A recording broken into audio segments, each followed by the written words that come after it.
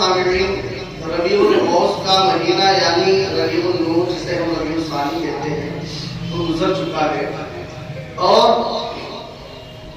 آج جمادی الاولیٰ کی 2 تاریخ ہو گئی ہے۔ پورے مہینے ہم نے سرکار غوث اعظم کے فضائل، مناقب، سیرت ان کے بارے میں سنا، اور سننا بھی چاہیے تاکہ بزرگوں کی محبت جو ہے ہمارے دلوں میں تازہ ہوتی رہے، کیونکہ ہم جس کے بارے میں سنتے ہیں اسی کے بارے میں جانتے ہیں، اور جب جانتے ہیں تبھی تو اسی کو مانتے ہیں، کیونکہ جب جانیں گے نہیں تو مانیں گے کیسے؟ تو اللہ والوں کے یہ واقعات جو ہوتے ہیں، ان کی کرامات کا جو ذکر ہوتا ہے وہ صرف مزہ لینے کے لیے نہیں ہوتا، بلکہ اس لیے ہوتا ہے تاکہ ان سے محبت میں اضافہ ہو جائے، ان کی محبت ہمارے دلوں میں اور بھی زیادہ بڑھ جائے، اور محبت بڑھے گی تو ہو سکتا ہے اللہ توفیق دے ان کے صدقے میں ان کے نقش قدم پر چلنے کی ہمیں بھی توفیق مل جائے اور ہم کوشش کر لیں۔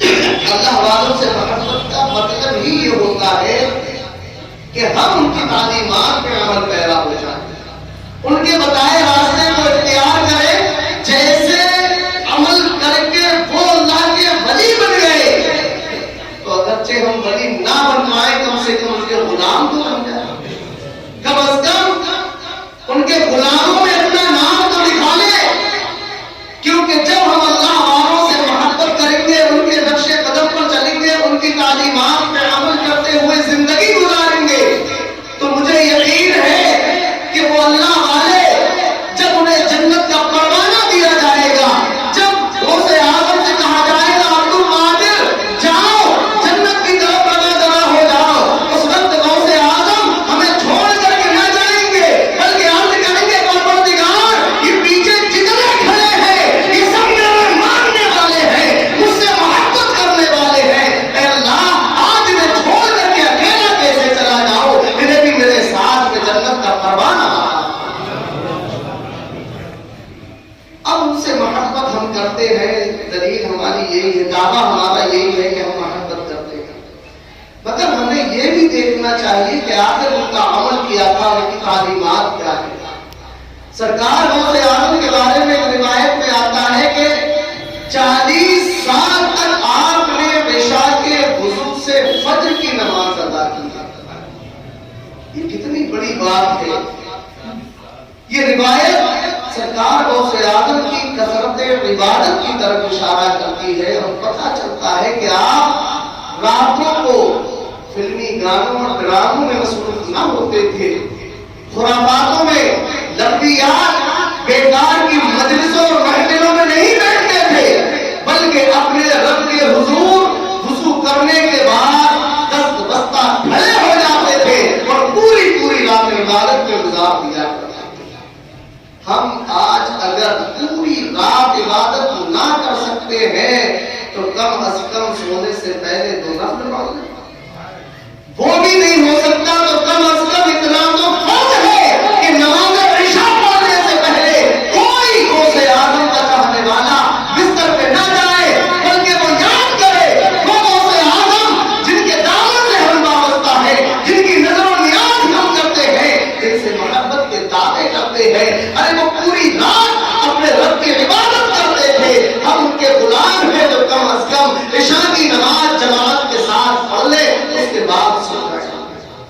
اتنا تو ضرور ہونا چاہیے۔ اللہ والے کیسی عبادت کرتے تھے؟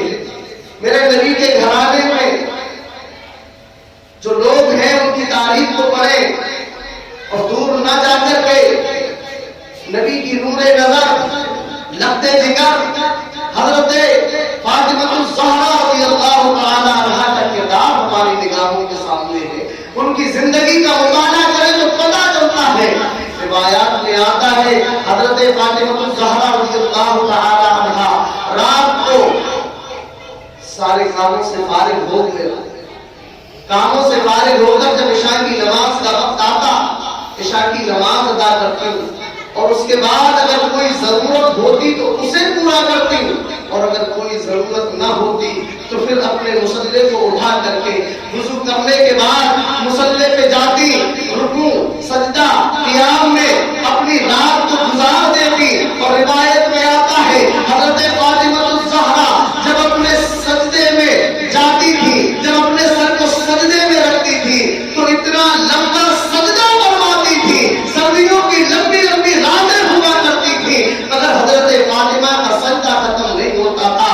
صبح کی اذان کا وقت ہو جاتا، حضرت فاطمہ اپنے سر کو سجدے سے اٹھاتی، عرض کرتی پروردگار تم نے چھوٹی چھوٹی راتیں بنائی ہیں، اے اللہ تو ایک ایسی لمبی رات بنا دے جس کے اندر تیری بندی فاطمہ دل کھول کر تیری عبادت پوری پوری رات عبادت میں گزار دیتی. ان کے لیے کس چیز کی کمی تھی؟ خاتون جنت ہے، جنتی عورتوں کی سردار ہے، باپ ہے تو سید الانبیاء ہے، ماں حضرت عائشہ حضرت خدیجہ الکبریٰ ہے، ان کا یہ حال ہے. ہمارا تو کچھ پتا ہی نہیں، ہم کتنے گناہ کرتے ہیں، کیسے زندگی گزارتے ہیں، پھر بھی ہمیں یہ توفیق نہیں کہ کم از کم 5 وقت کی جماعت کے ساتھ نماز ادا کرتے ہیں. اگر ہم واقعی اللہ والوں سے محبت کے دعوے دار ہیں تو ہمیں چاہیے ان کی زندگی کو دیکھیں، پڑھیں اور ان کے نقش قدم پر چلتے ہوئے اپنی زندگی کو گزاریں. اصحاب کرام اور رسول اللہ عبادت کیسے فرماتے تھے؟ حضرت عائشہ صدیقہ رضی اللہ تعالی عنہا میری اور آپ کی ماں روایت فرماتی ہے، ایک دن مصطفیٰ جان رحمت میرے حجرے کو تشریف لائے.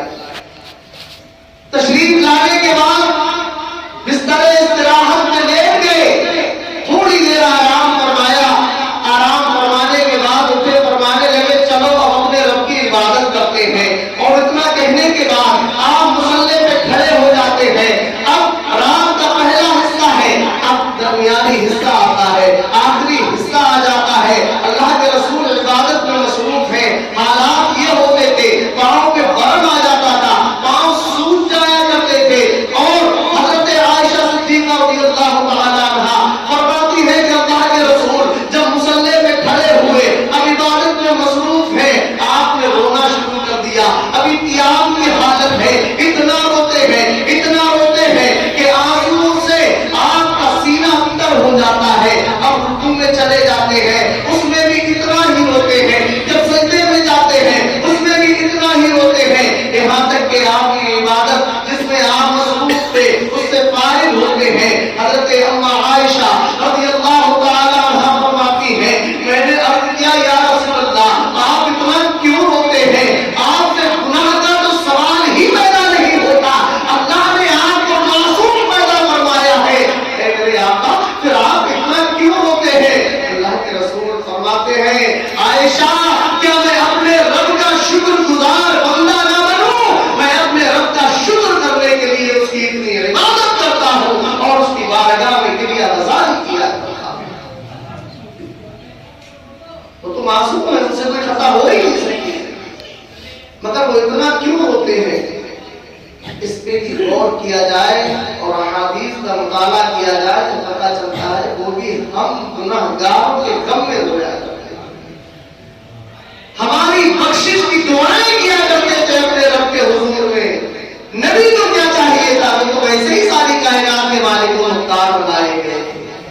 اگر روتے تھے تو اس لیے روتے تھے اللہ میری گناہگار امت کی بخشش فرما دے. صحابہ کرام ہیں، عبادت کا طریقہ یہ ہے. ہمارے حالات یہ ہے ہم مسجد میں آتے ہیں اور آنے سے پہلے نکلنے کی کوشش میں رہتے ہیں، بس جلدی سے نماز ہو جائے بھاگ جائے.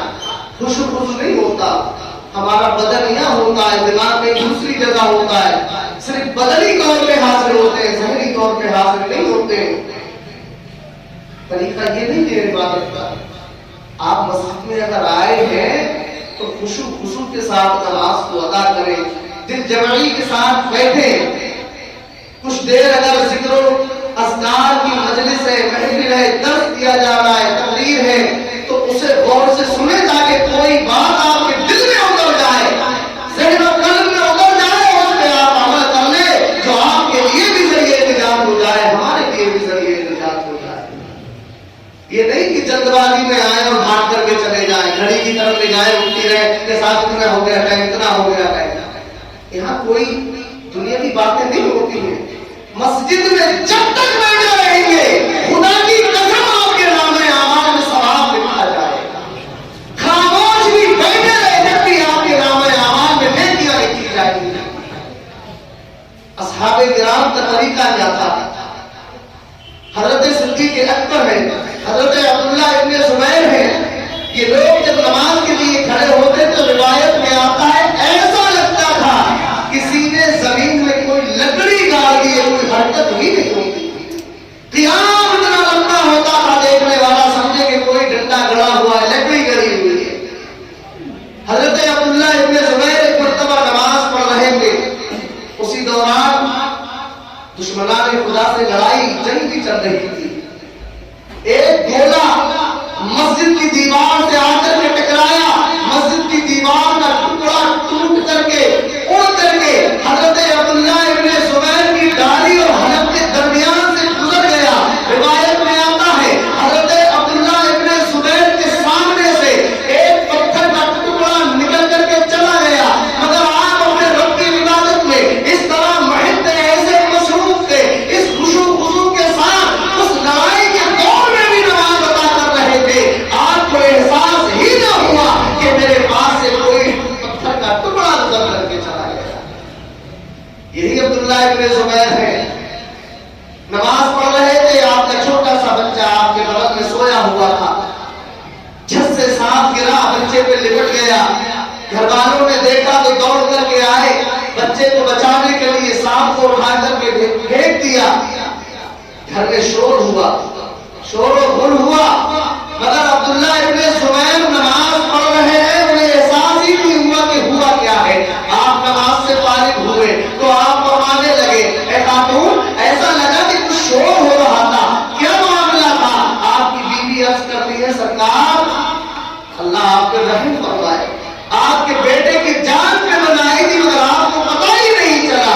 आप फरमाते हैं, खातून सुनो, अल्लाह की बारगाह में खड़े होकर के गैर की तरफ तवज्जो करना ये इब्न जुबैर का काम नहीं है। जब अल्लाह की बारगाह में खड़ा हूं तो दुनिया की खबर क्यों रखी? मजनू का वाकया आपने सुना है, लैला और मजनू का किस्सा बड़ा मशहूर है। लोगों के लिए तो लैला और मजनू है, मगर उलमा फरमाते हैं वो मजनू कोई आम आदमी नहीं, वो अल्लाह के वली थे, मजनू थे। मजनू निकल करके कहीं से जा रहे थे।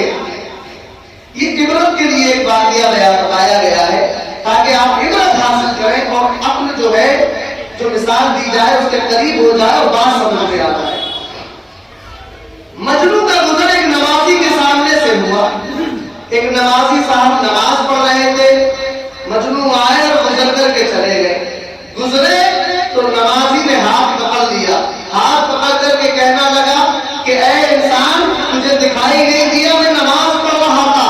इतना कहने के बाद दो चार थप्पड़ नसीब कर दिए। अब मजनू कहता है, भाई मैंने तो तुझे नहीं देखा, मैं एक दुनिया की औरत के रिश्ते में ऐसा मुब्तला हूं कि मुझे उसके सिवा कोई दिखाई नहीं देता। मगर है अल्लाह के बंदे, ऐ नमाजी, जरा ये तो बता दे, तू अल्लाह से मोहब्बत का दावा करता है, अल्लाह की बारगाह में खड़ा भी है और फिर अल्लाह की बारगाह में खड़ा होकर के अल्लाह के सिवा तुझे कोई दूसरा दिखाई कैसे देता है? ये कैसी नमाज है? क्या इसी को नमाज कहते हैं? इससे पता ये चलता है कि हमें नमाज दिखाने के लिए नहीं पढ़ना, बल्कि खुशू खुशू के साथ पढ़ें, दिल जमाई के साथ पढ़ें। अपने रब की इबादत के लिए जब खड़े हो जाए तो दुनिया व माफिया से बेखबर हो जाए, दिल दिमाग ज़हन सब कुछ अपने रब की तरफ मुतवज्जे कर दे। हदीस पाक में आता है, इन्नल अब्द युनाजी रब्बहु फिस्सलाह, बंदा नमाज के अंदर अपने रब से मुनाजात करता है। और जब हम अपने रब से मुनाजात कर रहे हैं, दुआ कर रहे हैं, तो चाहिए कि कोई गैर उसमें शामिल ना हो, सिर्फ हम हो और हमारा रब हमें देख रहा है। कम अज कम इतना यकीन हमें होना चाहिए, तभी हमारी नमाजें काबिल कबूल होंगी। ये नहीं है कि हम खड़े यहाँ हैं, दिमाग कहीं दूसरी جگہ ہے. حضرت امام غزالی رحمت اللہ تعالی علیہ، ان کا نام آپ نے سنا ہوگا، اپنے وقت کے جید عالم اور خدا رسیدہ بزرگ گزرے ہیں. امام غزالی کو اللہ رب العزت نے بڑا مرتبہ عطا فرمایا، علم و شرف عطا فرمایا. اس زمانے کے علماء بھی ان سے فیض حاصل کرنے کے لیے ان کی بارگاہ میں آتے تھے اور زانوں میں ادب طے کرتے تھے. آپ کے چھوٹے بھائی حامد غزالی ہیں. بھائی اتنے بڑے عالم ہیں حامد غزالی، یہ بھی اللہ والے ہیں، متقی پرہیزگار، ایک اچھے عالم ہیں، مگر اپنے بڑے بھائی کے پیچھے نماز نہیں پڑھتے. بڑے بھائی کے پیچھے نماز نہیں پڑھتے. اب یہ حیرت کی بات ہے، آپ کا بھائی کسی مسجد کا امام ہو، سارے لوگ بلکہ علماء بھی ان کی عزت کرتے ہو، اور آپ خود ان کے سگے بھائی ہیں، چھوٹے بھائی ہیں، ان کے پیچھے نماز نہیں پڑھتے، تو لوگوں کے دل میں کچھ نہ کچھ تو شک پیدا ہوگا. یہ معاملہ کیا ہے؟ ان کا بھائی کے پیچھے نماز نہیں پڑھتا. امام غزالی نے اپنی والدہ کی بارگاہ میں جا کر کے عرض کیا، اما جان، میرا چھوٹا بھائی حامد غزالی میرے پیچھے نماز نہیں پڑھتا، لوگ میرا ادب و احترام کرتے ہیں، میری عزت کرتے ہیں، علماء زمانہ بھی میری بارگاہ میں آ کے مجھ سے فیض حاصل کرتے ہیں، مگر حامد غزالی ہے کہ میرے پیچھے نماز نہیں پڑھتا، جس کی وجہ سے لوگوں میں چینی گوئیاں ہوتی رہتی ہے، لوگوں میں شکوک و شبہات پیدا ہوتے ہیں. امام غزالی کی والدہ فرماتی ہے، بیٹا پریشان نہ ہو، میں حامد کو سمجھاؤں گی. آپ کی والدہ نے اپنے بیٹے کو بلایا، حامد اپنے بھائی کے پیچھے نماز کیوں نہیں پڑھتے ہو؟ لوگوں کے دلوں میں شکوک و شبہات پیدا ہوتے ہیں تمہاری وجہ سے. کیا آخر معاملہ کیا ہے؟ چھوٹا بھائی نماز نہیں پڑھتا. عرض کرنے لگے، اما جان میں آج نماز پڑھنے جاؤں گا. حضرت امام غزالی مصلی امامت پہ پہنچے، دیکھتے کیا ہے کہ آج حامد غزالی پہلی صف میں موجود ہے. اب نماز پڑھنے کے لیے کھڑے ہوئے، امام غزالی نے نیت باندھی، اللہ اکبر. حامد غزالی پیچھے ہیں، انہوں نے بھی نیت باندھ لی، قیام ہو گیا، رکوع ہوا. جیسے اس سجدے میں پہنچے، حامد غزالی نے سر کو اٹھایا، سلام پھیرا، نیت توڑ کر کے گھر آ گیا. یہ اور بھی سخت معاملہ ہو گیا. پہلے تو جاتے ہی نہیں تھے، اب چلے بھی گئے تو نیت توڑ کے باہر آئے. پہلے تو لوگ یہی سمجھتے تھے یہ آتے نہیں ہیں، اب تو اور بھی ہوگا کہ بھائی آج آ بھی گئے تو بیچ نماز میں نیت توڑ کر کے بھاگ گئے. وہ اور بھی پریشان ہوئے کہ اس نے یہ کیا نظر کر دیا، نہیں آنا تھا تو نہیں آتا، جہاں پڑھتا تھا وہیں پڑھ لیتا. آخر یہ نیت توڑ کے جانے کی وجہ کیا ہوئی؟ غصہ آ گیا. گھر پہ پہنچے کہنے لگے، اما جان آج تو اس نے حد کر دی، پہلے تو جاتا نہیں تھا، لوگوں میں چینی گولیاں ہوتی تھی، مگر آج حامد مسجد میں چلا بھی گیا، قیام میں کھڑا رہا، رکوع میں موجود رہا، حالت سجدہ میں نماز توڑ کر گھر کو واپس آ گیا، جس کی وجہ سے مجھے بہت شرمندگی ہوئی. آپ کی والدہ کہتی ہے، حامد تم آج گئے نماز توڑ کر کے کیوں آئے؟ حامد غزالی ہے، والدہ کی بارگاہ میں آتے ہیں، عرض کرتے ہیں، اما جان میں ان کے پیچھے نماز پڑھنے کے لیے کھڑا ہوا تھا، انہوں نے نیت باندھی، اللہ کی نماز پڑھ رہے تھے، حالت قیام میں تھے، اللہ کی نماز پڑھ رہے تھے، رکوع میں گئے، اللہ کے لیے نماز پڑھ رہے تھے، مگر سجدے میں جیسے ہی گئے میں نے دیکھا ان کے دل کی حالت یہ تھی، یہ طلاق کا مسئلہ سوچنے لگے تھے. جب تک یہ اللہ کی نماز پڑھ رہے تھے اس وقت تک میں ان کے پیچھے نماز پڑھتا رہا، جب یہ طلاق والی نماز پڑھنے لگے میں نیت توڑ کے واپس آ گیا. یہ نماز پڑھتے ہوئے طلاق کا مسئلہ سوچ رہے تھے. اب جب یہ اللہ کی طرف سے اپنی توجہ کو ہٹا کر کے مسئلہ سوچنے لگے تو میں نے سوچا کہ میں تو اللہ کی نماز پڑھنے آیا ہوں، طلاق کی نہیں. میں واپس آ گیا. اگر قربان جاؤ امام غزالی کی اماں کے قدموں پہ، وہ بھی تو امام غزالی کی اماں تھی. فرماتی ہے، بیٹا بات تو تیری صحیح ہے، انہوں نے اللہ کی طرف سے توجہ ہٹا کے غیر اللہ کی طرف یعنی شراب کے مسالے کی طرف اپنی توجہ لگائی، مگر حامد یہ تو بتا دے تو جب کھڑا ہوا تھا تو بھی تو اللہ کے لیے نماز پڑھنے کے لیے کھڑا ہوا تھا، قیام میں صحیح تھا، رکوع میں صحیح تھا، مگر سجدے میں جا کر کے تو نے بھی تو اپنی توجہ کو اللہ کی طرف پہ ہٹایا، اور غزالی کے امام غزالی کے دل کی طرف توجہ کیوں ڈالی؟ جیسا جرم انہوں نے کیا ہے بیٹا وہی تو نے بھی تو کیا ہے، تجھے بھی تو اپنی توجہ نہیں ہٹانا چاہیے تھی، تو اپنی توجہ اللہ کی طرف مرکوز رکھتا۔ عبرت اس میں یہ ہے کہ نماز جو حقیقت میں پڑھنے کا حکم ہے وہ یہ نہیں ہے کہ ہم کھڑے یہاں رہیں اور دل و دماغ ہمارا دوسری جگہ رہے، بلکہ حقیقت میں نماز یہ ہے کہ جہاں بدن ہو وہیں دل ہو، وہیں ذہن ہو، قلب، ہر چیز ہماری حاضر ہونا چاہیے۔